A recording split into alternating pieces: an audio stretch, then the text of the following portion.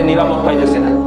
আপনার ছোট্ট ছোট্ট শিশুগুলা খাবার রেখে দিছে, খাবার দরকার আপনার 50 ডেক 500 ডেক, ওখানে 5 ডেক খাবার যাচ্ছে।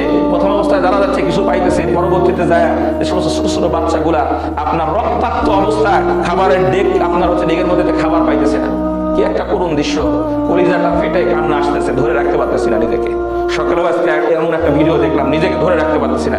এক বাবা তার লাশ সামনে নিয়ে, ছোট্ট ওই বাচ্চার লাশ সামনে নিয়ে বলতেছে, আমার শুধুমাত্র একটাই সন্তান ছিল, এই একটা সন্তানও চলে গেল, আমার এই একটা সন্তান ছিল, যদি আমার সন্তান বেঁচে থাকতো, আমি যদি ইন্তেকাল করতাম, এটা অনেক ভালো হইতো। এরপরেও গাজাবাসী পিছনে হটে নাই, ফিলিস্তিনিবাসী পিছনে হটে নাই, আল্লাহর জন্য, আল্লাহর দিনের জন্য তারা এখনো লাভবাই। কিন্তু আমরা দোয়া করি, আল্লাহ এটা আমাদের জন্য কঠিন পরীক্ষা হয়ে যাইতেছে, এত বড় পরীক্ষা আমাদেরকে নিও না, মুসলমানদের নিও না, আমরা এই পরীক্ষায় উত্তীর্ণ হইতে পারবো না। গাজার মুসলমানদের, গাজার ছোট্ট ছোট্ট বাচ্চাদের ইমানের অবস্থা এত শক্তিশালী, সেটা যদি আমাদেরকে ভাগ করে দেওয়া হতো, গ্রামের পশ্চিম বর্গাসা গ্রামের জন্য যথেষ্ট হয়ে যেত, তাদের এত ইমানি শক্তি, তা আমরা কিছুই করতে পারতেছি না। আমি এই জন্য বলতেছি কথাগুলা, যে আমাদের উচিত গাজাবাসীদের জন্য প্রাণ খুলে প্রত্যেক ওয়াক্তে দোয়া করা, সর্বপ্রথম কাজ হচ্ছে এটা।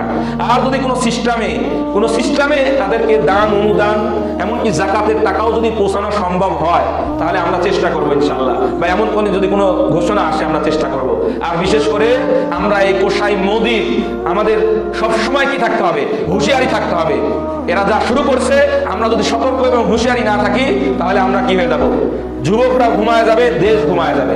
যে কোনো সময় তারা আপনার পায়ে তারা করতেছে, যে কোনো সিস্টেমে দেশে আরো কঠিন হট্টগোল লাগায় দিয়ে কিছু একটা করতে। এই জন্য আমাদের হুঁশিয়ারির সঙ্গে চলতে হবে, ঠিক আছে না ইনশাআল্লাহ।